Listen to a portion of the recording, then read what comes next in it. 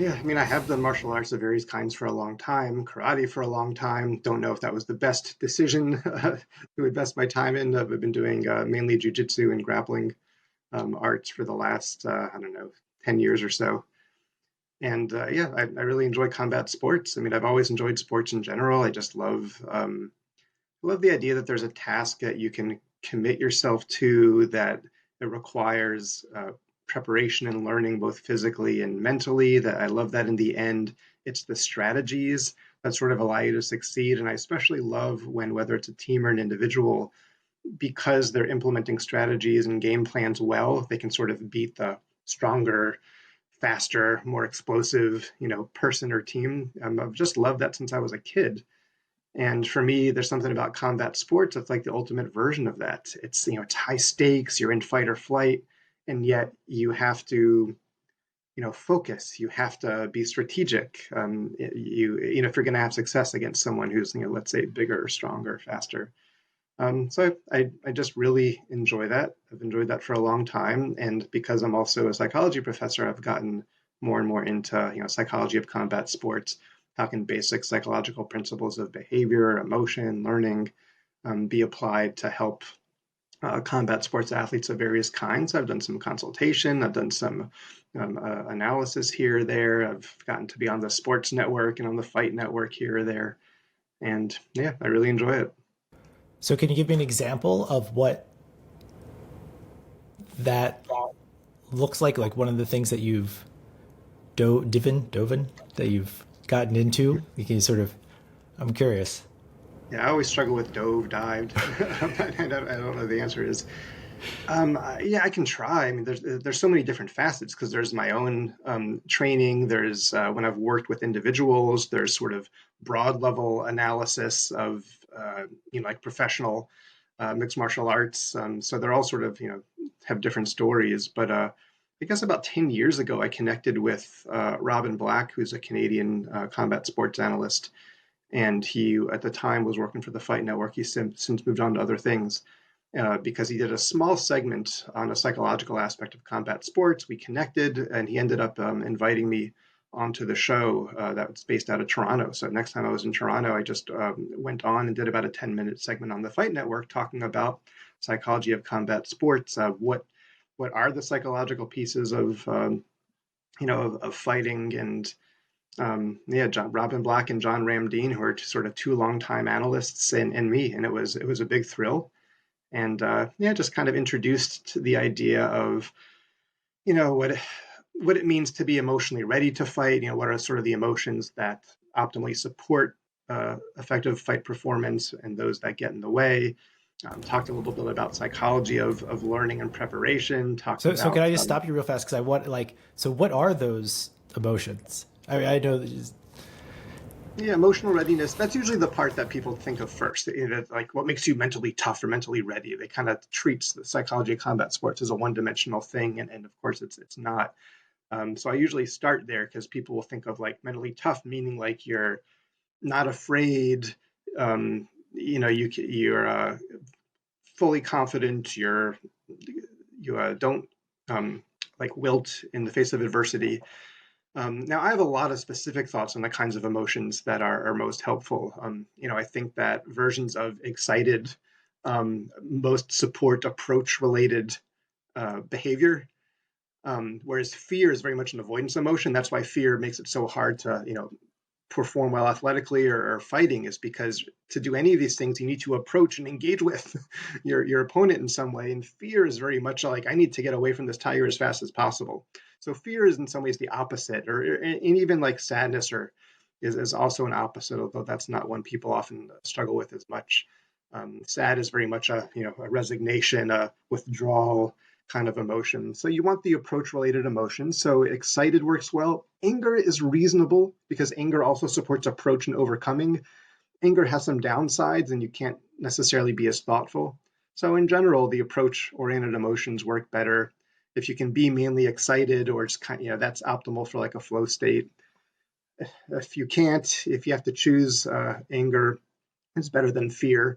But a big part of it is, we're human, so we have feelings about our feelings. And so feeling afraid and anxious is natural. And one of the biggest first steps for a lot of combat sports athletes is when you feel fear is not then interpreting it as meaning that you're not ready, because that really shuts you down from sort of these optimal states.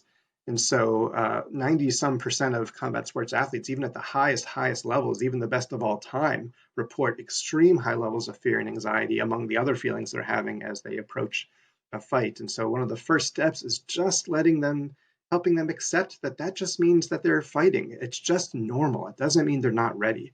And then at least they can concentrate on the parts that they can control. They don't have to sort of have this meta worry that if they're afraid, it means they're not ready. So that's usually the place where I start with a lot of athletes. So there are particular ways that you found that helps them to accept that and perhaps interpret that fear in a way different from I'm not ready. Yeah, definitely. I mean, the first is just the education, just the knowledge, and you can give examples of like George St. Pierre, GSP is arguably the best MMA athlete of all time.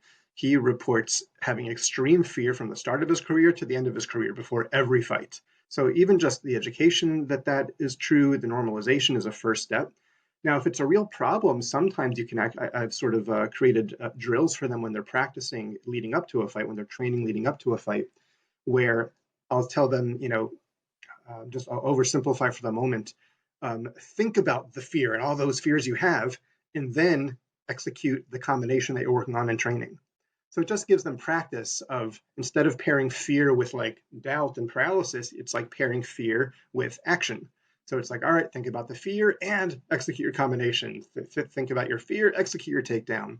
Just so it sort of creates a new thought action or new emotion action chain. That's just an example of what can be done. There's all sorts of other things with optimum arousal, which athletes can sometimes have too high or too low before a fight. So we'll sort of talk about where do they want theirs to be for optimal performance, and then how to get there for optimal performance. I once had an athlete do the opposite, where they, before their biggest fight of their career, they kept themselves super relaxed the whole day. This is before I was working with them. And then when the fight began, they lost very quickly. And their description to me was they felt like they weren't ready to fight. They couldn't shift from this relaxed state to fight state. So, there it was just basic education on optimum arousal. And we figured out where he wants to be before fighting. And we just came up with some strategies to make sure he was at that point before subsequent fights. Yeah, I think about that sometimes with sports where, particularly at the professional level, when you have a sport where your participation is at night, that you have to go through the entire day. And oftentimes for athletes, their training regimen starts early in the morning. So they wake up at 5 or 6 or whatever it is. And then their game or their match or their fight is at 8, 9, 10 o'clock. And for many athletes, it changes, right? Sometimes it's at 1 and sometimes it's at 8 or whatever it happens to be. Yeah. And how they must have plans for how to go into that, and then thinking about, and they're in a hotel room or whatever it happens to be, how they have to plan for that event so they can optimally perform when the event happens. Yeah, I think at the highest levels, they're thinking about these things. You're bringing up a lot of things that are suddenly novel that will tax, the brain and the body in various ways. And there's a lot of things you can do in advance to make them less novel. I've heard of fighters at very high levels leading up to the fight, they will just simulate the crowd noise. They will simulate the walk downs to the cage, just so when they do it for real, it's not as novel. Novel things really, get our brain's attention. That's not, which then means you have less resources for what you're supposed to focus on. It also means you're using more adrenaline, because novelty spikes adrenaline. So that there's all sorts of ways, even beyond the issue you bring up of routines being disrupted, where novelty in a high stakes environment just drains us. And so there's ways you can just do things in advance to make those things less novel, more expected. And fight camps can absolutely plan for that, take advantage of that knowledge. So getting back to what you said about being on the Fight Network, what was that like for you And I guess when you first went into that television studio, and we've all seen where they sort of show the other side from the other side of the desk, and there's a million lights and teleprompters and the fourth wall. You're able to see all of these people with these cameras. What was that experience Well, like for you? the shortest answer is it was terrifying the first time I did it. I mean, I had been on television a couple other times before. I'd done some news segment for CTV one time where I went to their studios, and um, but yeah, it's scary. It's different. And you're trying to sort of figure out the culture really quickly. Now, what was really nice about the Fight Network is I met Rob and John, the two hosts of the show called Five Rounds, the evening before, and we had beers together. So that sort of helped make it a little, feel a little bit better. And they also are really good at their jobs. They know, they're used to people who are maybe guest experts, but who aren't seasoned TV professionals. So they know what they're doing. That said, I was still very afraid and uncertain. I knew the segment was supposed to be pretty short. Fortunately, it went really well. And on the fly, this is another piece of evidence that they're professionals. On the fly, they were getting in their earpiece, I guess, from the producers, information to keep it going. Even though it was supposed to be, 3 or 4 minutes, they ended up making it like a 12 or 14-minute segment because the producer thought it was going well. And they didn't. I mean, they didn't miss a beat. They just alternated questions. It was a lot of fun. And what was interesting is they had me on another time, that's roughly a year later, and I felt like less nervous that time and more prepared. But I don't think I did as well based on the comments on YouTube.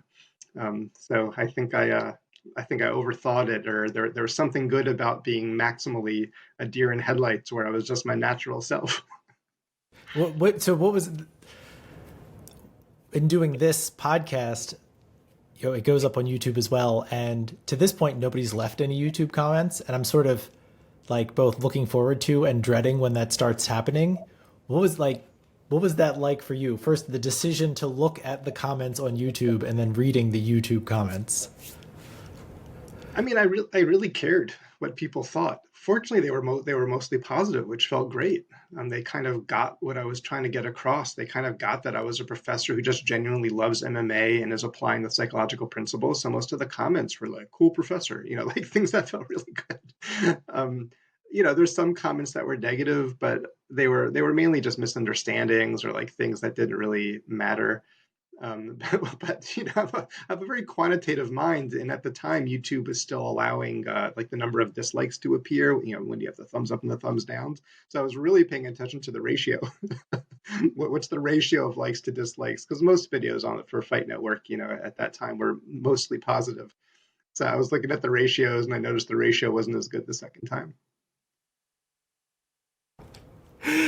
I'm sort of in talking about this. I sort of think that me being completely naive to this whole world, I sort of feel like we could record 2 episodes right now, and we could spend an hour on this and then an hour jumping. But yeah, it's fascinating. It's fascinating. So let's sort of jump a little bit in topic. And actually, before we get into it, one of the things I wanted to try to do, because I'm talking to these folks who, by any metric, have been exceptionally successful in their careers. In your case, that the work that you've done, not only have you been very productive and produced quite a lot of it, but also it has had an impact. And then there's obviously our traditional metrics for measuring the impact of the work that we do. But I can say, being in the suicide world, that I talk to people pretty regularly who are either researchers, students, practitioners, who your work has had an impact on them, and really has impacted how they think about things. So, but that being said, that wasn't always the case, right? You started at a certain point in your career, and you had, just like all of us, you had a lot to learn. So my question is, when you think about an earlyish point in your career, what was a time or an experience that you can remember where you said to yourself, "Oh, I don't know if I can do this"? So that could be on the research side or on the clinical side. And then I'm going to ask you the inverse as well, which is going to be, what was one of the times earlyish in your career when you said, you accomplished something, you got certain feedback, whatever it happened to be, where you said, oh, I think I might be able to do this? I mean, surprisingly, I have relatively specific answers to these questions. I'm not surprised at all. I mean, I know that when I was in grad school, but this is going to be followed up by something different. When I arrived in grad school, I felt I am meant for this. This is just where I feel at home.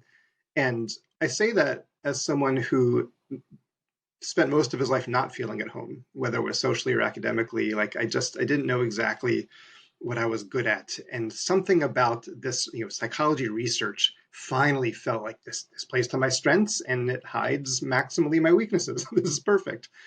Um, in grad school, I also figured out quickly that I enjoyed is not quite the right word.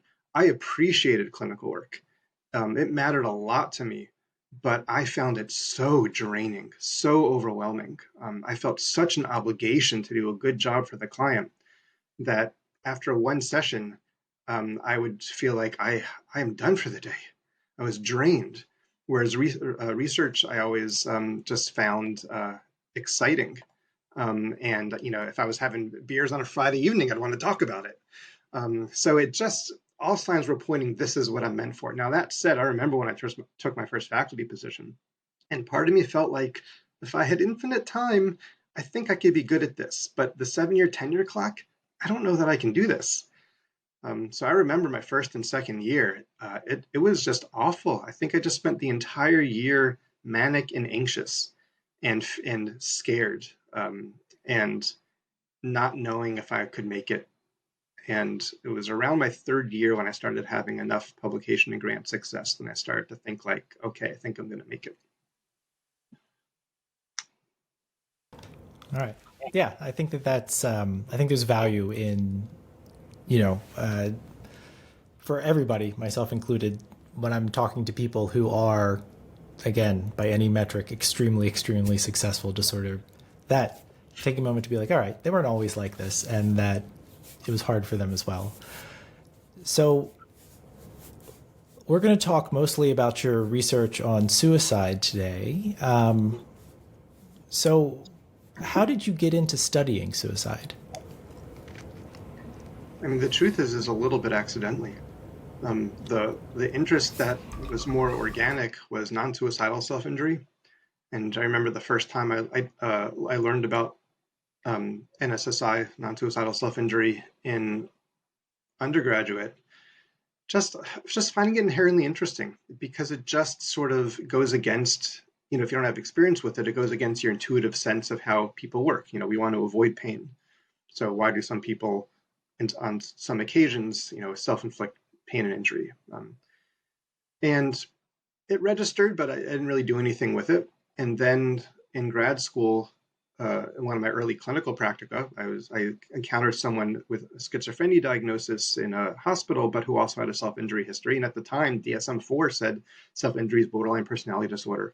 So I asked my clinical supervisor, like, how often does someone without borderline personality disorder have self-injury? And they said, it's a good question. I don't know. And then I said, well, does everyone who self-injures have a diagnosis? Are there some people who are just kind of, reasonably adaptive, functioning well, who also self-injure? And he said, I don't know.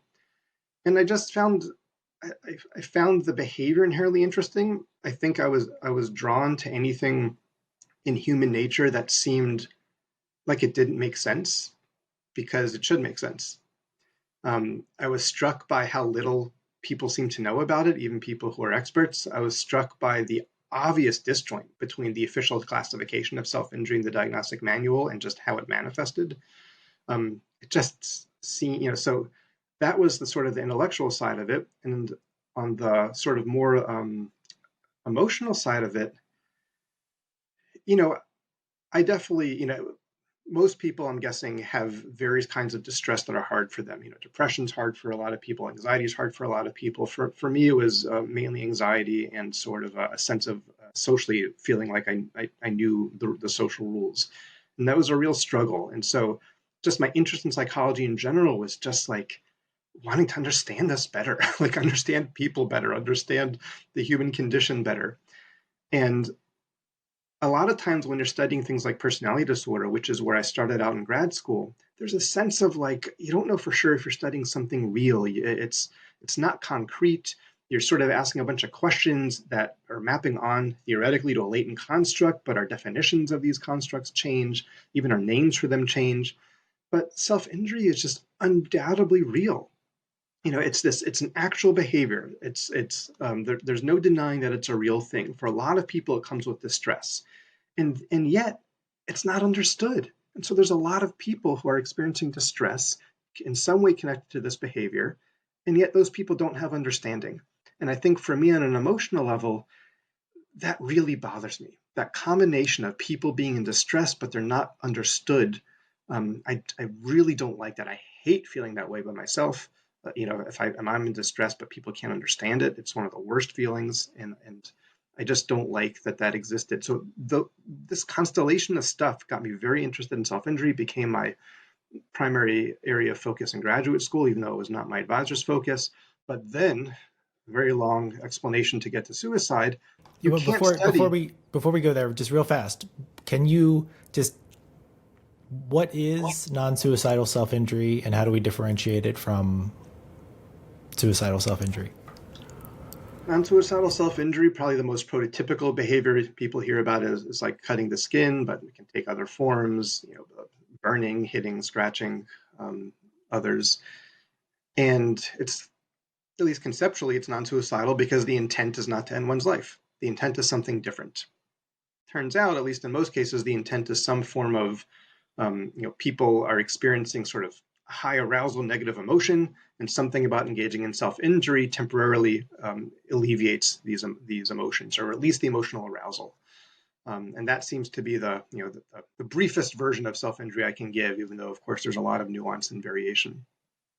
It's not suicidal because these people are not trying to die. They're trying to feel better, but they're very much also trying to live while feeling better, which is different than wanting to end your life. Now, that said, to me, it's obvious that these are different behaviors with different intents, but not everyone agrees with that. And certainly going back 20 years ago, not everyone agreed with that. People love to see self-injury and suicide as like on the same spectrum, whatever that means. I think we should always be suspicious when people say something's on a spectrum. I really think it's shorthand for we don't really understand what's happening here. So at the time, it was sort of novel to see. It was a little bit novel to see NSSI, non-suicidal self-injury, as distinct from suicide attempts, which also meant at the time I was running into tons of people who their first question when I say I'm studying self-injury is, what's the difference between that and suicide attempts? Or what's the relationship between that and suicide attempts? And suicide attempts have all the same features that make non-suicidal self-injury compelling to me. There's clear suffering. It really matters. They're not well understood. It conflicts with our sort of layperson's intuition of how people should operate. And these are people who deserve and need understanding. And so, and these behaviors are undeniably real and concrete. All of that together just, I guess, made them a fit for me to want to put my energy into understanding them better. So I interrupted when you were really going down the road of how you got into studying suicide. Mm-hmm. I mean, that the answer is I was studying on suicidal self-injury. I guess this is mid 2000s, and then but over and over again, people then want to know what's its relationship to suicide, and so then I started, wanting to understand that too. Now, something, I know a lot of times for these kinds of questions, people will have personal experiences to share. And for this particular one, I don't have that. But I have something different, which is that I also was starting to, I took my first faculty position in 2009. I wasn't ready for it. It was the ideal position for me, but I wasn't ready for it. I didn't do a postdoc, and it was even worse because I was studying self-injury at the time, which was not what my advisor's focus was in grad school. So I didn't have a lot of sort of mentorship on that topic. And I needed grant funding, and American Foundation for Suicide Prevention offered some small grants, and it exists because they're trying to pull young researchers to study suicide. And that's what happened in my case. I had access to a large data set where I could look at impulsivity and suicide attempts. I got a small grant to do it. When I saw it was my very first independent grant other than a grad school one from, and I remember I like cried a little bit when I saw that I got it. And it's what made me do my first study on suicide, and the results were not what I expected. And that ended up being a rabbit hole that still hasn't ended. So when you say the results weren't what you expected, Yeah, it was a data set where we had it was like 2,000 military recruits, and we happened in that data set to have measures. The whole purpose of the data set was to look at the way correspondence between how I describe my personality disorder features and how people who know me describe them. That was the purpose of this project. But we happened to have measurement of histories of suicide attempts and also suicide ideation. And we had measures of a ton of personality disorder characteristics, not just the DSM ones, things like impulsivity. Um, and so, really, the purpose of the study was to show what everyone knew is true, that people who attempt suicide are more impulsive than people who consider suicide but don't attempt. But that's not what happened in the data set. What happened in the data set is that people who attempt suicide scored the same on impulsivity as people who seriously consider suicide without attempting. Which was confusing, not what I expected. Coincidentally, I had access to another large data set, this time of adolescence, where we had multiple measures of impulsivity with suicide attempt and ideation histories. And the findings were slightly more nuanced, but basically the same thing happened. People who attempted suicide were not higher in impulsivity compared to people who seriously considered suicide. Both of those groups were way higher than people who had never considered suicide or attempted. But those two groups, who thinks about suicide without attempting and who actually attempts, were the same. And that conflicted with what most people thought. People saw impulsivity as the quintessential personality trait that determines who acts on these kinds of thoughts and who doesn't. And so, it was an unanticipated finding, but I was ready to embrace it. The data are the data. And that ended up, raising a whole bunch of other questions. And I've sort of never stopped trying to make progress on these. so this leads perfectly into the next place I want to go, I think. But before we go there, I kind of want to put a bow on this. Is that still your understanding that impulsivity is not a strong distinguisher between folks who are having suicidal thoughts and folks who act on suicidal thoughts? Yes. I think sometimes, when people use the word impulsivity vaguely or incorrectly, then there's versions where attempts are impulsive. But impulsive ends up just being a synonym for didn't see it coming. It's not a mechanism. When people try to say something is impulsive, what they're really trying to say is something about the mechanism, the reason. And it doesn't work on that level. If you're using impulsive just as sort of like a descriptive term of like, we didn't see it coming or the person didn't see it coming, then yes, things can be impulsive, but that's not the explanation is different than that. So to put it another way, that impulsivity isn't causal. Yeah. From a descriptive perspective, we're all impulsive water drinkers. How much time elapses from the time you have an urge to drink and how much time you like actually get a drink of water or something else. Like most of the time, we're talking minutes and sometimes seconds. Sometimes it's longer. If we're in the middle of this podcast and you're thirsty, you might wait an hour because you might want to wait till it's done. But even that, by most measures of impulsive suicide attempts, would mark you as an impulsive water drinker. So there's a lot of times where we have urges to do something, we act on them quickly, and it's just normal. The explanation is not that you're an impulsive water drinker, it's that you're acting on a particular sensation that came up at that time, and that doesn't make you impulsive. So descriptively you'd be an impulsive water drinker, but mechanistically the impulsivity is the wrong term. Got it. So what you were saying really does lead into, I think, and correct me if I'm wrong, into your work looking at an ideation to action framework. So this, actually, could you explain, sort of generally, before we get into your specific theory, could you explain what an ideation to action framework is? Yeah, I'll do my best. It's simply that the recognition that what explains feeling suicidal versus what explains the subset of people and subset of times that ideation translates into actual attempts, action. Those are separate processes with separate explanations, and separate predictors. So, if I want to explain why someone's feeling suicidal, that will be a different explanation than why that person, one time over the many times they felt suicidal, decided to act on that ideation. We shouldn't just sandwich those together and treat them as a single phenomenon.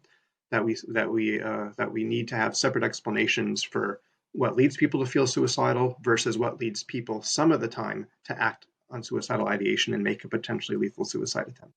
So that's the term. That perspective is what we're using the term ideation-to-action framework to reference. So I sort of think about it as, and we'll get into it, thinking about like taking steps in a process to acting on suicide, that you go from not having suicidal thoughts to then having suicidal thoughts or desire to then, wanting to act on them and then actually acting on them, sort of like these steps in a process rather than just an on-off switch. Well, sometimes there's steps, but sometimes it's not. It could be very nonlinear. So, for example, you take someone who's attempted, I don't know, let's say twice in their life. They felt suicidal. At some point, they made an attempt. Then they're still alive. I'm guessing time passes. Maybe sometimes they feel suicidal. Maybe sometimes they don't. But then they make another attempt. So there's a way in which it's hard to conceive of an attempt without ideation. So, like, at least the first time, there needs to be a temporal ordering. But to me, that's not the key feature of it, it's more about the times in which ideation occur and the times in which ideation progresses to an attempt. It's just explaining those times, but those times can, they're not just linear. I have more questions, but I think the thing to do will be for us to dig into the 3-step theory, which you developed, and then to integrate those questions into there. So do you want to start with what would make sense? Would it make sense to go step by step, or would it make sense to give broad overview and then? I don't know. I will say, though, that since we're talking about the time issue, one of the most common misconceptions people have about the 3-step theory, from my perspective, it's an incorrect extrapolation, but they think that the 3 steps have to happen in a certain temporal order, even though embedded in every paper I write about it are examples that violate that expectation. For example, people can walk around with high capability for suicide without ever feeling suicidal. So like step 3 conditions can be before step 1, and like people read that, no one has questions about it, and yet a lot of times when they describe the theory, they're like, okay, so first step 1 happens, then step 2, and then step 3. It's like, no, it's actually not true. Each step just describes the conditions under which something will occur, but those conditions can come in any version. So I think let's do, if you wouldn't mind, give just a 30,000 foot overview, and then we can dig into it. All right, I will give a 30,000 foot overview with the qualification that this will force me to greatly oversimplify. So if anything sounds too simple, it probably is. And if we want to dive into that piece, I'll have a lot more things to say that will make it sound not simple. The first step addresses the question, under what circumstances do people feel suicidal? Do people have desire to die? And the answer is when 2 conditions are met. People are experiencing overwhelming pain, usually psychological or emotional pain, but physical pain can count, in combination with hopelessness that things can get better. There's so much I can say about this, the nature of pain, why we're starting there, why that's a mechanistic statement and not a broad statement, all the ways that it's possible to have pain without hopelessness. It's even possible to have hopelessness without pain. And then all those conditions, you will not feel suicidal according to the theory. You really need both to be present. And so I'm feeling such a need to elaborate on so many pieces of this. But I think if you, let's do this level for the 3, and then we will dig in, because I already have several things I'm going to come up with each one of these. All right, I will stay 30,000 and resist the urge to clarify all the pieces. So if you're experiencing overwhelming pain and hopelessness, you will feel suicidal. Most people, though, when they feel suicidal, it's not strong. When we look at ecological momentary assessment diary studies of people who feel suicidal, and we can sort of look at the ebb and flow. Most times when people feel suicidal, they describe it as modest in intensity, not strong. The second step of the theory addresses under what conditions is suicidal desire strong or intense rather than modest. And the theory states that suicidal desire is strong when pain exceeds or overwhelms connectedness. The idea here is whereas pain is the push from being alive, and that probably is the first thing we should talk about when we cycle back. Connectedness is what can make a very painful existence feel worth it. But if your pain is dwarfing your connection to life, or in some cases when pain is so severe it sort of just takes away your ability to engage or appreciate connections you otherwise would have, then not only are you in intense pain and feeling hopeless that things will get better, but there's nothing that's making it worth it. And that's when suicidal desire is stronger.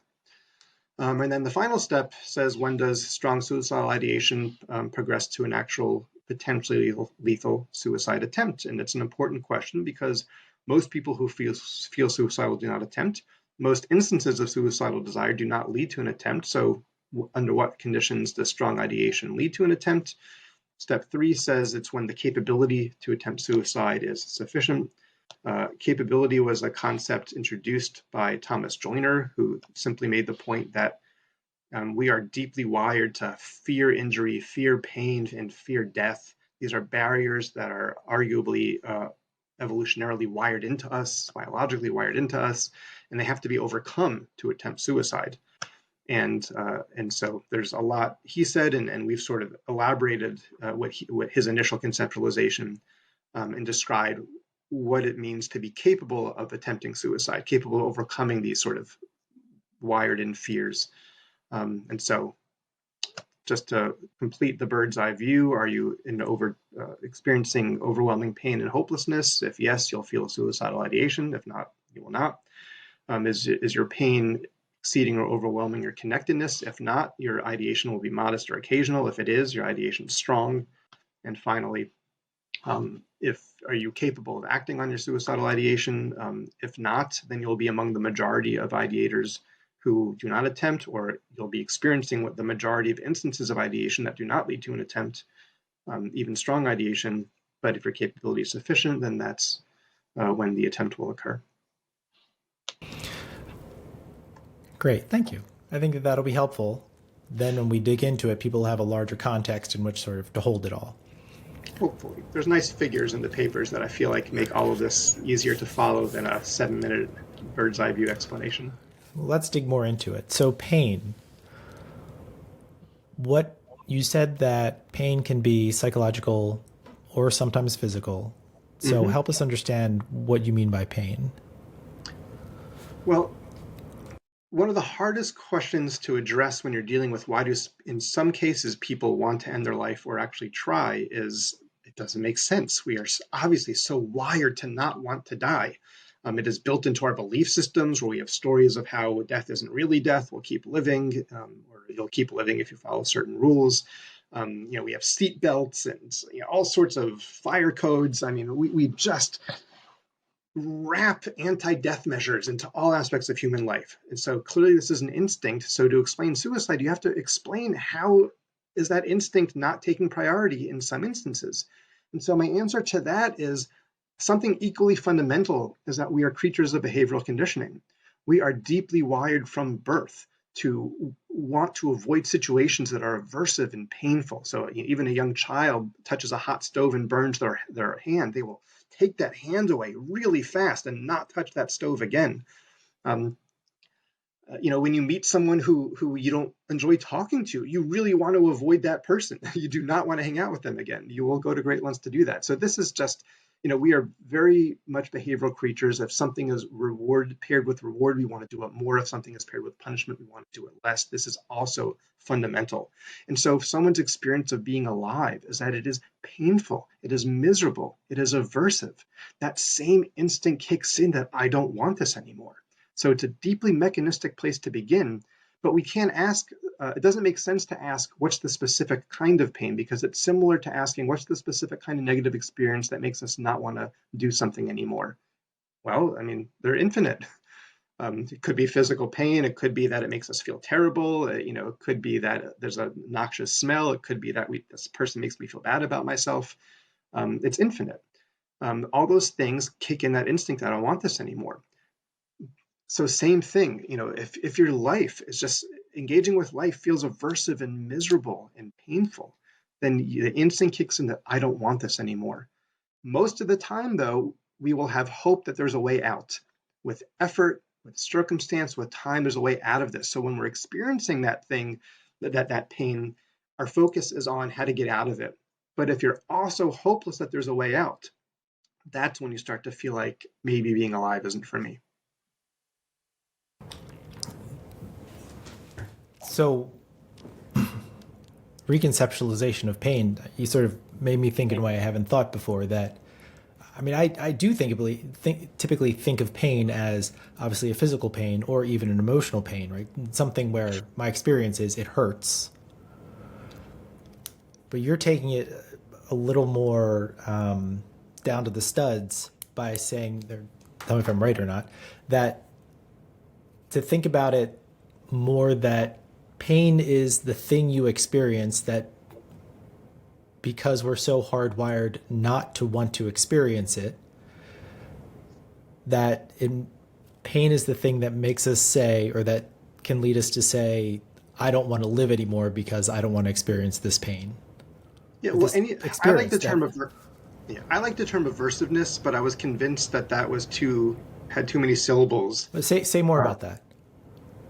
Well, it's anything that's aversive, we don't want to deal with it anymore. And it really is. I mean, it's such a deep instinct. We just take it for granted, but we really walk around the world that way. Things that are aversive, we really avoid. And so for some people, even being alive is aversive, and there could be so many possible reasons for that. It could be a depression that just will not alleviate and is severe. I mean, they could be the overwhelming financial pressures that just you don't know how to solve, makes you feel terrible about yourself. You feel like you're just hurting. I mean, there's so many ways to feel that life is aversive, but if you spend enough time feeling that life is just aversive, I don't want this. Now, again, in the beginning, you're going to be life's aversive and you're going to be so focused on how do I solve this? Because you still have hope. So that's why the pain or the aversiveness by itself doesn't just lead to suicide. But when you get to the point where life is just aversive and I don't have hope that there's a way out, that's when you start to feel like in your bones, like I don't want this anymore. And maybe being alive is not what I want. So aversiveness is a broad term. I mean, I acknowledge that, but I also just think that's literally the way human experience works. There's a lot of things that will make experiences or life feel fundamentally aversive. First of all, I understand why.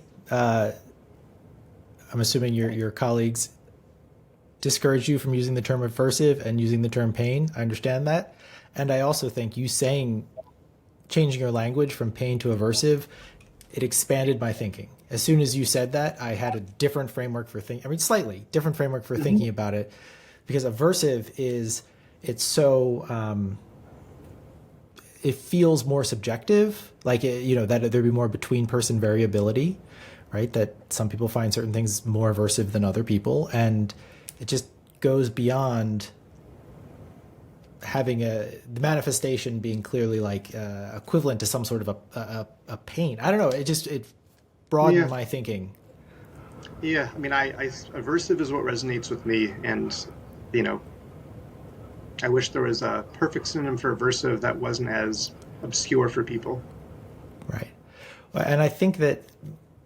So, I was thinking as you were talking about the hopelessness piece, that oftentimes when we experience aversiveness, we have some sort of hope. We have this is going to end. Even right when we were at the front end before we started recording, you were telling me about how you had all these deadlines due. You had all these deadlines last week that were consequential and important. So you were super stressed out, and then you met those deadlines. That's over, right? So you knew even when last Wednesday when you're like thinking, how am I going to be a good parent while still finishing this grant application or this grading or what. You knew that it was temporal, that it was going to be short lived.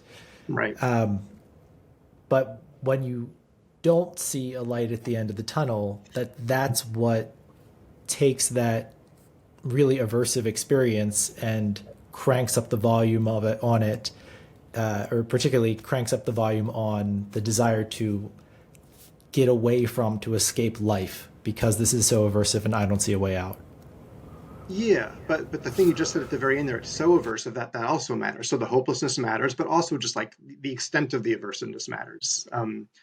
Like, it's not literally like any tiny little thing, just, that's aversive. That doesn't necessarily make life feel aversive. I might quite enjoy life, this even when I have deadlines, or I might have some mixed feelings. Like there's some, overall life is a 6 out of 10 on life satisfaction.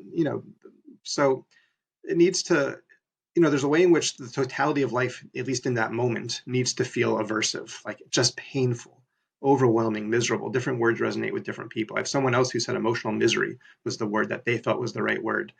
I think misery works in a lot of cases, but not for all cases, because I do think that physical pain and medical conditions can count. But different words resonate with different people, and I agree that pain's not the perfect one for me. It's aversiveness. It sounds like that works for you, but yeah, it's like, is life fundamentally aversive, and are you hopeless that this is going to change? That's the combination that makes someone feel like, maybe being alive is not for me. So, do you think about hopelessness as a? I know you think about it in terms of sort of, in a way, there's sort of an interaction there, right? That high aversiveness and low hopeless, or I'm sorry, high aversiveness and high hopelessness is where you get into trouble, or start to experience suicidal desire. Do you think that hopelessness contributes to the aversiveness? That makes sense. Yeah, definitely. I mean, and right, hopeless. It doesn't feel good to feel hopeless. It's an aversive, cognitive affect state in itself, and also the other way works too. I mean, the longer you're in pain, the more you're going to start to feel hopeless that there's a way out. Of course, these psychological factors can inform each other. Really, I'm just trying to specify the necessary conditions from my perspective that bring about suicidal desire, and according to those necessary conditions, pain and hopelessness don't have to have causal impacts on each other, but of course, you know, they often will. So when we get to, so that's what you're saying, the necessary conditions for suicidal desire. I believe you called it modest suicidal desire, and then sort of. It's not any suicidal desire. We don't know at this point what the suicidal desire is until we analyze the step two conditions. So when we get to step two, you talk about connectedness. Before we get into the nuance in terms of how much and that sort of thing, can you explain what connectedness is? Yeah, I appreciate you asking, because we do define connectedness more broadly than some other suicide theories. Um, Connectedness can be to social kinds that we're used to thinking about, friends, family, loved ones, partners. But we also acknowledge it could be to a community. It could be to a sense of identity. It could be to a pet. It could be to a cause that you believe in. It really, a connection to any sense of meaning or purpose is counts from the theory's perspective. So we do have a broad definition of connectedness. We're actually exploring it empirically, to sort of just understand better how social forms of connection, and meaning and purpose, to what extent are these one and the same or different. But for our purposes, we define connection broadly, and it matters because, just as I described a moment ago, how when life's aversive, like that's the push that I don't want this anymore. Either I don't want it anymore because I'm going to create a better future, or I don't want it anymore and I don't have hope to create a better future. So I'm feeling stuck, other than not about being alive. Connection is the pull to being alive. Connection is what makes life worth living, and gratifying, and rewarding and meaningful. And so, even if you have the step one conditions in place, if you also are able to engage with connections that are valuable to you, you'll still at times feel like, like, gosh, like life is miserable and it's not going to get better. And like sometimes I don't know if I want to be alive. but it's not going to go stronger than that because you're engaged with things that matter to you, that make the pain worth it. Versus if you don't have those connections, or sometimes when pain is so overwhelming, it's like you just end up feeling disconnected from your connections. You just can't engage with them. You can't appreciate it. Then it's like life's subversive. I have no way out of this. There's nothing that makes it worth it. That's when that suicidal desire becomes stronger. So connection gives me purpose, gives me meaning, gives me purpose. So if I think about if I have, for example, a dependent, that could be a pet, that could be a kid, a partner, a parent, Mm-hmm.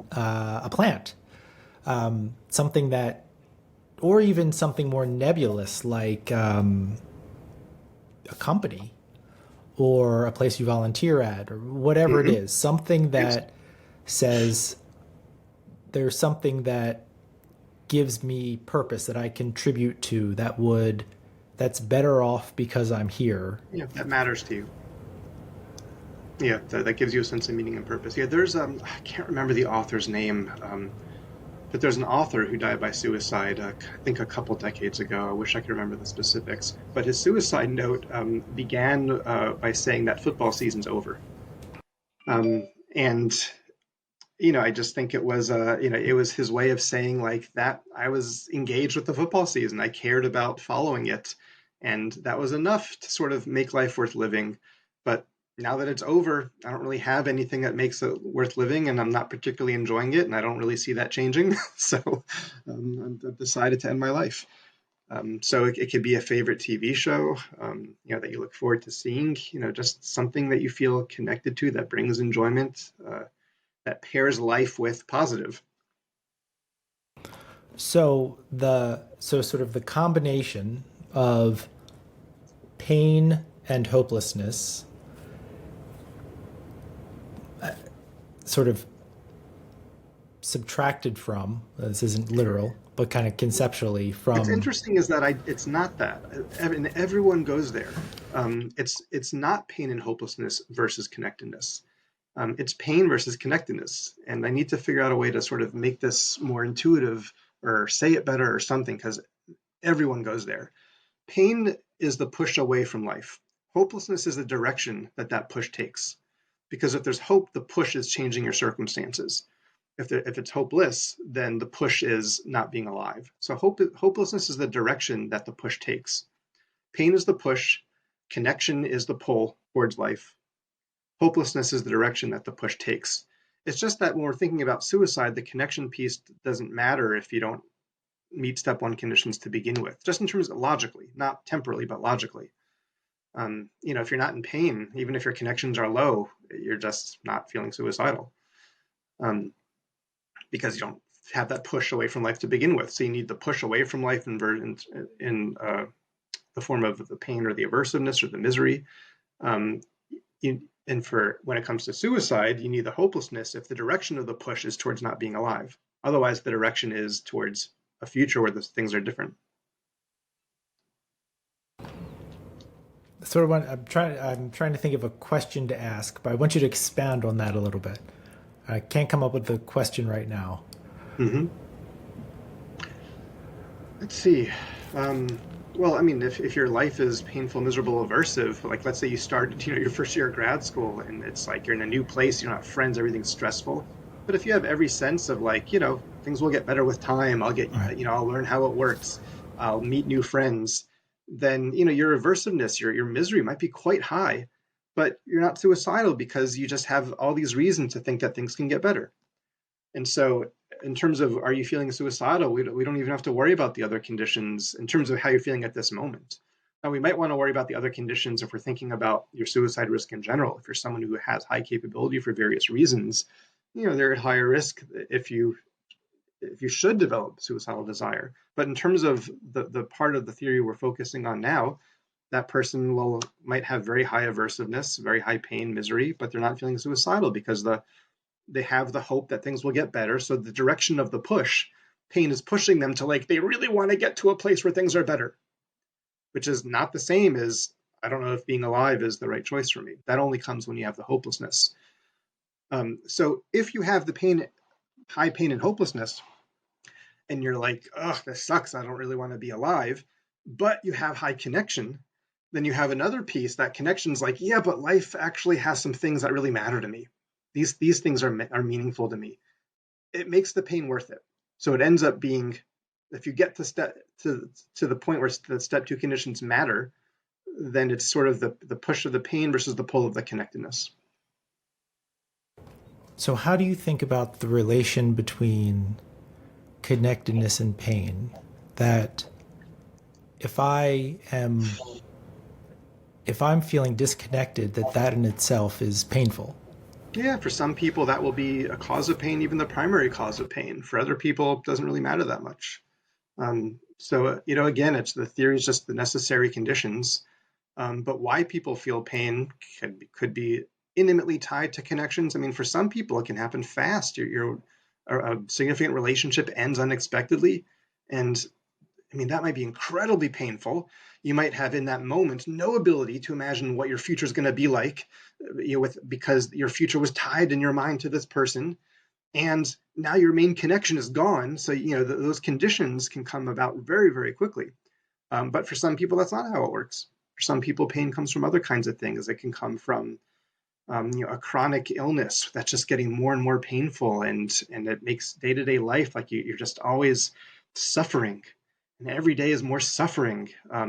So pain can come from other things too, and maybe this person has a lot of connections, but over time, if you're just in physical pain or agony even every day, you just can't appreciate those connections as much, and eventually it's like life's aversive. I have no hope that this is going to get better, which might be accurate. That might be the prognosis, and I just can't engage with these connections in a way I'm just in pain.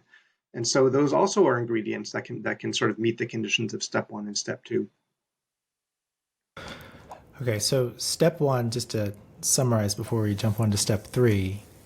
So, step one, we have life is highly aversive, and I see no way of getting out of it, right? That's that hopelessness. So, it's highly Mm-hmm. aversive, and I don't see a light at the end of the tunnel.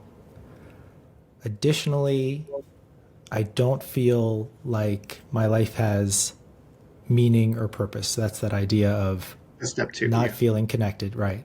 So high pain, let's use a version, high aversiveness or pain, high hopelessness, low connectedness. So I don't have any reason to hold on.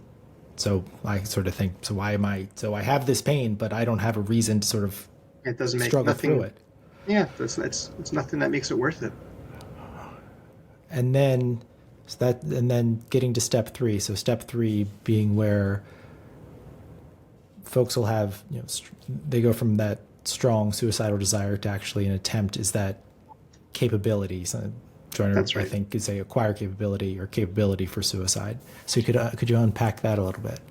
Yeah, Joyner introduced acquired, but all of us, including Joyner, have expanded capability far beyond acquired at this point. I don't know if Joyner ever formally did it, but you can see in what he writes how he's way beyond acquired, and he's at least said. I'm trying to remember what the format was. I don't know if he's written it or just said it, but he said he really regrets calling it acquired. He should have just called it capability. So yeah, the idea, as I explained earlier, that attempting suicide is scary. We are wired biologically, arguably evolutionarily, to avoid and fear death, avoid and fear injury, avoid and fear pain. It's very hard to overcome. Those are barriers to attempting suicide, and it is very hard to overcome those barriers. And so Joyner introduced the idea that when people can be more or less capable of overcoming those barriers, and thus more or less capable of attempting suicide and ending their life. His initial conceptualization was about acquired capability, that you could sort of acquire this capability over time through experience with what he called painful and provocative events. This is sort of a large, infinite universe of events that will give you experience or contact with death or injury or pain and help habituate to those things, sort of just make you more able to deal with them. And what are examples of these painful provocative events? I mean, it could be like a firefighter who is always rushing towards, potential death and even being around people who have died or have bad injuries. And you just sort of are less impacted by those things over time. You have more experience sort of persisting through those fears. And so if that person should feel suicidal, they'll be more capable of persisting through those fears and making a suicide attempt.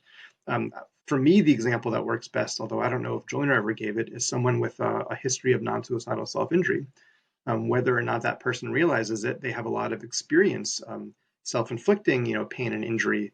And so it'll be easier for them to make a jump and make a suicide attempt than somebody else, should they feel suicidal. A lot of people who self-injure don't feel suicidal. A lot of people who self-injure will experience suicidal ideation. And there's just many other aspects involved. But that's all about acquired capability. What my theory acknowledges explicitly is that there's also dispositional contributors to capability. Sometimes we're just sort of genetically have a lower or higher pain threshold, a lower or higher on harm avoidance, just lower or higher on fears of things like death. And what I think matters most is what we call practical capability. So the most obvious example of that is access to a weapon or a firearm or some sort of means of death. But it goes way beyond access. It certainly involves knowledge. I'll pause for a moment, but there's a lot I can say to expand the universe of practical capability. But I'll pause for the moment just to see where it makes sense to go to next. Well, I'm not sure. So I think that what I'm hearing are sort of two directions, two paths to capability. So one being a general comfort with death or related experiences. So the idea of I have a high threshold of pain, so that I can, that increases my ability to act on my suicidality. Because if I had a low threshold of pain, I'd be much more hesitant to, or just the idea of just a comfort with the idea of death versus more, discomfort with the idea. So there's that aspect of capability, but then you're bring up a second path here, which is also so availability of means. Do I have access to the way that I would attempt to take my life, and also along the same lines, do I just have the knowledge of how I could do this? That's sort of what I'm hearing. Yeah. I mean, I would say that there's, at this moment at least, I might even break practical into three pieces. One is you just have to have ideas, which isn't knowledge yet, and ideas that feel actionable. Then there's, well, do you have the means to do it like already? And then there's the knowledge to use those means. So like, one example of that is if we imagine two men who have equal suicidal desire and equal access to lethal means, absolutely identical suicidal desire, identical access to a firearm. But one of them has used that firearm a lot. Like they know exactly how it works, how to load it, how to pull the trigger, what the recoil is like. And the other person just hasn't actually fired it before. So they're not exactly sure how it works. If I pull the trigger, like, will it jolt in my hand? I think that person's going to be a lot more afraid to do it. Like, will it go wrong? Will I just grievously injure myself? But I don't know how this works. So note that in this example, even though we held suicidal desire exactly constant and we held access to lethal means exactly constant, I think the first person is way higher on capability than the second person. Capability can also change fast. If there's like an adolescent who feels suicidal and they learn on the internet that Tylenol is lethal in overdose, but not Advil. From the perspective of the theory, their practical capability has just gone up quite a bit. And I can give lots of other examples of sort of practical capability to sort of help expand the universe beyond simply access to lethal means. Yeah, I think that would be helpful if you wouldn't mind, because I'm thinking that particularly for folks out there who are working with clients, that it could be really helpful to have a sense of what are the things that I might inquire about. Yeah, so I'll give an example that might be a little of a hypothetical clinical anecdote where you have someone who's maybe been suicidal in the past, maybe right now they're not suicidal as far as you can tell, but they come into session and they tell you like, the other day I was feeling like kind of all existential and like sentimental and like about life, and I wasn't like feeling suicidal, but I kind of like walked out to this bridge where I know some people have died by suicide, and I kind of like walked to the edge and I peered over and I thought about my life and all the stuff I've been to. And And then after a little while, I just walked back home, and it was just a really interesting experience. So I wanted to share it. Of course, a therapist might ask, just want to check in. Are you feeling suicidal now? And in this scenario, the client's saying, no, I'm not. That's not what this was about. But from the perspective of the theory, this person's capability has gone up because it's now in their behavioral repertoire to walk to this bridge, where if assuming before they hadn't done it. So should this person feel suicidal, and if the bridge is an idea of how they might do it, it's now there's a shorter distance, cognitively, emotionally, behaviorally, to just doing that than there was before. So if, for example, you have a safety plan with this person, maybe now you modify the safety plan. I'm glad you're feeling good now. I just want to bring to your attention, though, that if you did feel suicidal, the idea that walking to this bridge is kind of easy, could sort of make an attempt happen fast. It's could be so even a little bit scary to think about. Maybe let's fold into your safety plan. Should you feel suicidal? Should you find yourself heading to this bridge? Let's have some concrete action steps that you can take. So that's one example. Should I give another, or should I pause? Go for it. Another. There's some data that anesthesiologists have higher suicide rates, and I think when people hear that kind of thing, they'll think things like what makes them life worse for them? Maybe they want it to be like ER docs or surgeons or like some sort of higher status doctor, but they couldn't do it. And this is an example of someone that line of thinking is instinctively thinking on the ideation end of the ideation-to-action framework. I suspect what's really happening with anesthesiologists in this case is that even if ideation rates are the same as everyone else, anesthesiologists are walking around with exquisitely high capability. They have, of course, lots of access to drugs that could be lethal and overdoses. Not only that, they have access to drugs that can sort of dull the senses. So if fear is a barrier, they can sort of have something that will calm themselves down and then take something else. And of course, they have exquisite knowledge. It's not just the access, they have exquisite knowledge. So it's sort of like the ultimate pairing of access and knowledge to things that make suicide easier. So their capability is extremely high. So that's just another example of how capability might come into play, and how just the way we should think about capability, I think, when it comes to suicide risk. I don't know how to articulate it. Going down this road where you're talking about, having access to means, and then also this specific knowledge, it's a very different, I want to say factor. It's a very different category, a way of this stuff that contributes to the probability of people attempting or dying by suicide is sort of this stuff that has nothing to do, likely, maybe, nothing to do with anything else that is contributing to their suicidality. That a person, an anesthesiologist has exquisite knowledge and capacity, knowledge and access, which could dramatically influence the probability that person would die by suicide. And that is completely separate, right? That is completely independent from all of the other factors that are contributing to their suicidality. Yeah, hence the Ideation-to-Action Framework. Yeah, exactly.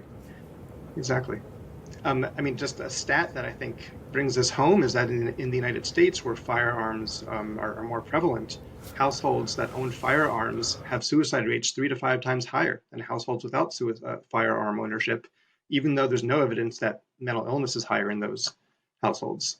I think it's, in some ways, it's when you reach your worst moment of overwhelming pain and hopelessness.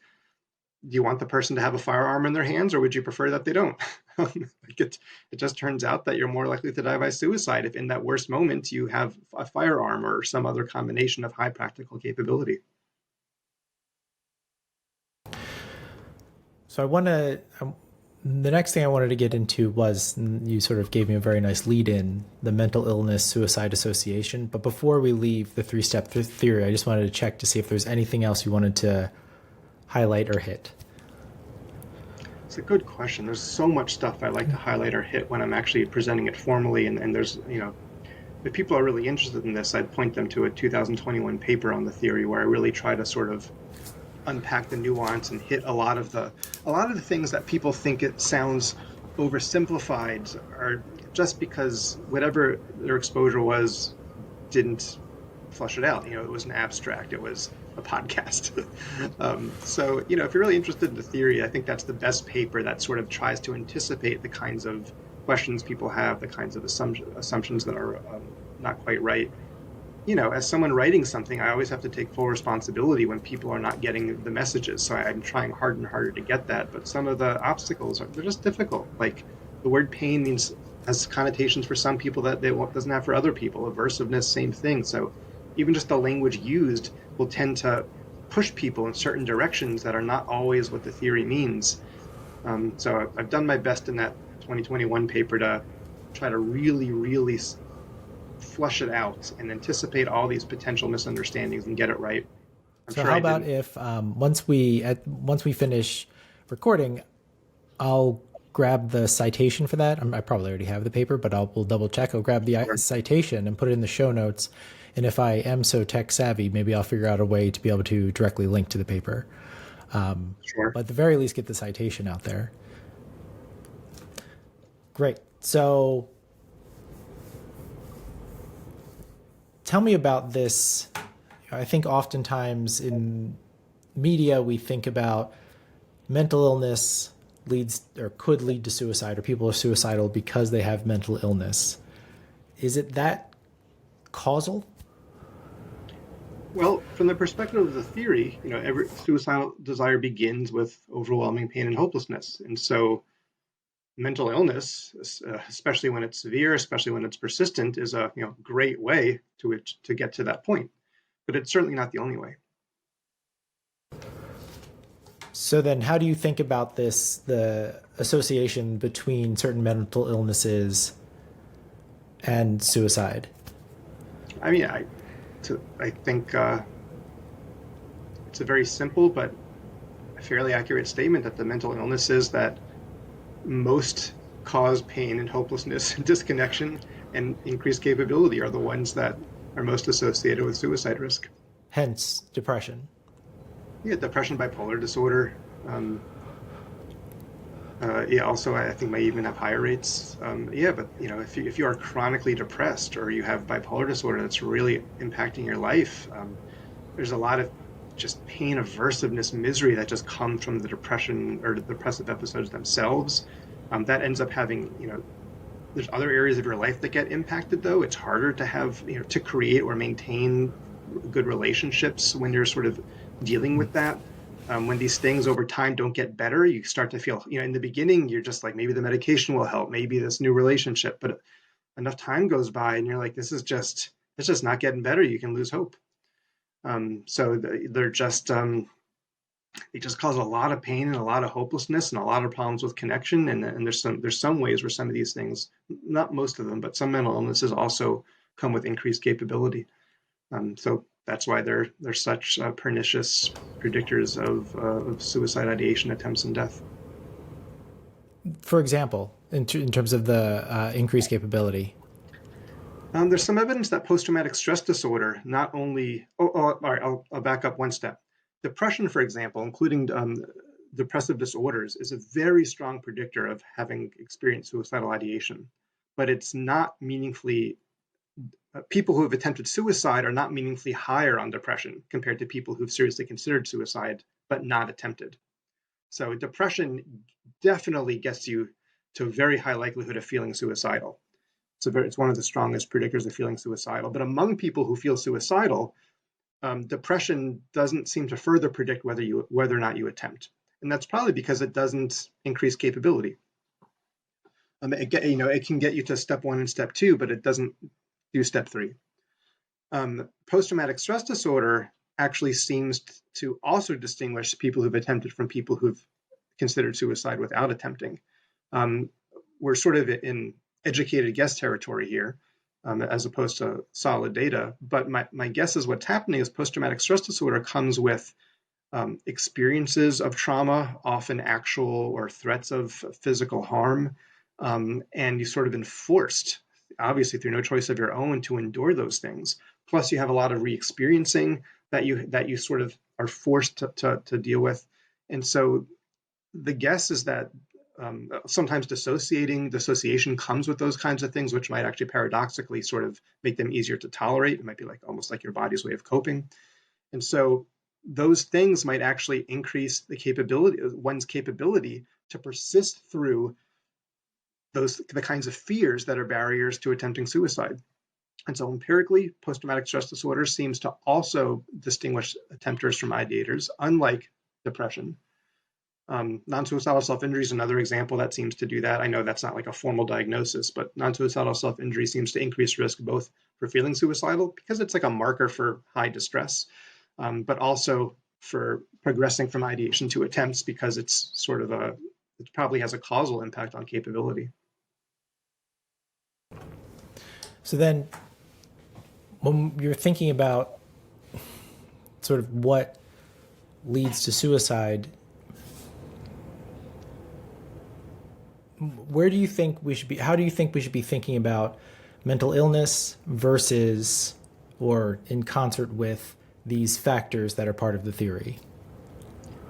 I think we should understand that pain and hopelessness are what motivate suicide, and that mental illness plays a role to the extent it does those things, but other things also can do that. If someone, I'll just use maybe a stereotypical example of like the executive of a company who suddenly something terrible has happened and they're in tremendous debt, and maybe their reputation is going to get shamed.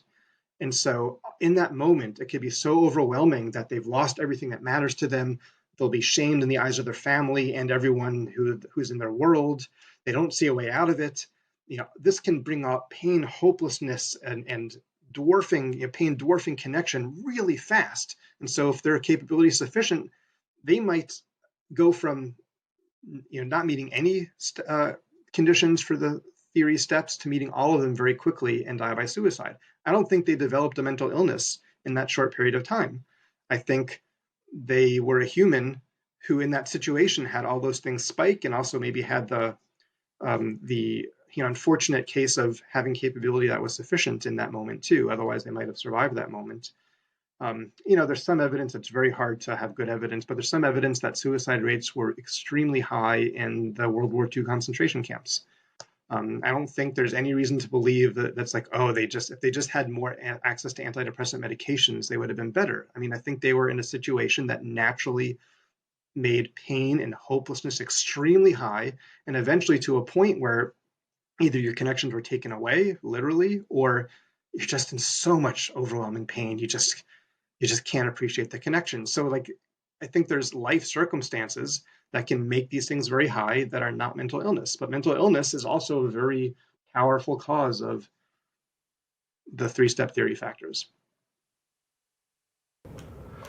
So we've talked a lot, and I think as we're winding down, a lot of what you've said has implications and hopefully will be helpful for clinicians working with folks who are suicidal. Are there any other considerations that you want to throw out there before we end, or any other points you want to make specifically to clinicians? Well, maybe that I want to acknowledge that we over prioritize prediction when it comes to suicide risk, because the answers to step 1, 2, and 3, is there pain and hopelessness? Is pain overwhelming connection? Is there capability? Those ebb and flow over time. The answer that someone gives at one point, you can't predict whose pain is next going to recede, because maybe the loved one they thought was leaving them is now comforting them, or whatever other circumstance we can come up with. We can't predict who will next experience overwhelming pain, and then the other factors. That's just the way the world works. So this information is not particularly helpful for predicting, because those conditions ebb and flow over time. We just have to acknowledge that that's true. I have a 1-hour talk on how in suicide we conflate prediction with understanding and prevention. So we're not going to have time to get into all of it. But what I will note is that when you look at things like heart disease and stroke, we're very bad at predicting. You can't have a doctor evaluate someone and then know with confidence this person's going to have a heart attack in the next week. All we know is, broadly speaking, risk is higher. And yet, we've done very well at improving prevention for those conditions. And I can even take a behavioral example like drunk driving, where over the last 30 years, give or take, we've reduced drunk driving fatalities in North America by about half. We're not sort of trying to predict who's is going to drive drunk next. We just have a very practical understanding of the conditions that bring about drunk driving, presence of alcohol, not planning ahead, allowing people to drive home drunk, and we just wrap prevention into those conditions. So we have things like designated driver, friends don't let friends drive drunk, rideshare apps. So prediction is not prevention, and prediction is not even understanding, because we can understand the conditions that bring about, we can understand very well the conditions that bring about heart attacks. We can understand very well the conditions that bring about drunk driving, but we can't predict any of them very well. The same is true for suicide. We can't predict. We can know, broadly speaking, who's at risk, and then we can wrap prevention around those causes. And so I think that's what we have to understand, is we can't predict, but we can wrap prevention around those causes. And if you understand someone's pain, hopelessness, connection, and capability at a given moment, you understand their suicide risk, and you can use your clinical skills, your experience, your armory of tools to address those. Right. So then what I'm hearing you say is that for the clinician, it's about attending to these, attending to pain, attending to hopelessness, attending to a person's perceived connectedness, which is sort of fits well within the purview of most helping professionals. These are things that outside of suicide that we deal with all the time and have different approaches and different frameworks for dealing with them, but that's those factors that contribute to suicidality. This gives you targets for your intervention rather than just suicidality broadly or nebulously. Yeah, that's right. I mean, of course, a lot of what we do in intervention is at least implicitly meant to improve these things. But I think there's value in being more explicit, both with our understanding. Like, what I really hope is that when I give my talks on the three-step theory, and I just genuinely don't know if a podcast version works or not. I think the talks do. I hope the paper does. It actually leaves people feeling like, oh, I understand suicide better. I get that feedback a lot, and that's my goal. I just want people, I want to take it from this black box scary thing to like, oh, I understand this now in the context of intuitive human principles of human nature. And that understanding is empowering and actionable. So then it allows us to be more explicit, first in just knowing what's happening with our client. Why are they feeling suicidal now and not then? It's like, oh, something's changed. What is it? Pain's higher. They were hopeless. They had hope last week, but now they're feeling hopeless. It just empowers us to know how to think about suicide risk and then what to do in a more explicit way. Well, I can say personally that this has been very enlightening for me, that I think it, being able to hear you talk about it and sort of respond to my questions, my naive perceptions of things has actually, I've learned quite a bit in this conversation. And in our conversation also, as I indicated, I feel like there were several times where you made several comments where I was like, oh, that is clinical implications. Oh, that is clinical implications. That I could sort of, it didn't take too much imagination on my part to see those links. Oh, I'm really glad to hear that. I mean, because that's my goal. A lot of times we're like, okay, now you have to turn this into like the treatment. I'm like, well, but how you do this for a school versus a child versus an adult, like it just in the context of substance use, like it's different. It's like, have you stopped drunk driving? Well, it depends. You need to know more first. Yeah. So what I really want is people to have an understanding and then feel like, oh, okay, that makes my understanding better, and I know how to use that information. So there's almost nothing that makes me happier than hearing someone like you say that, because you will know better than me how to apply it. Like, and I mean that as genuinely as I can. You will know better than me how to apply it to your context. And if I've given you that feeling that you have stuff that you can use this, oh, I'm so grateful. So thank you for saying that. Well, thank you. I mean, this has been really, I think it's been great. So we'll do a fake sign off here. We'll all stop recording and we'll touch base at the end. But for for social norms, thank you, David. I really appreciate it. And it's been wonderful chatting with you. Oh, thank you. It's a really fun opportunity and yeah, really enjoyed it. Thank you.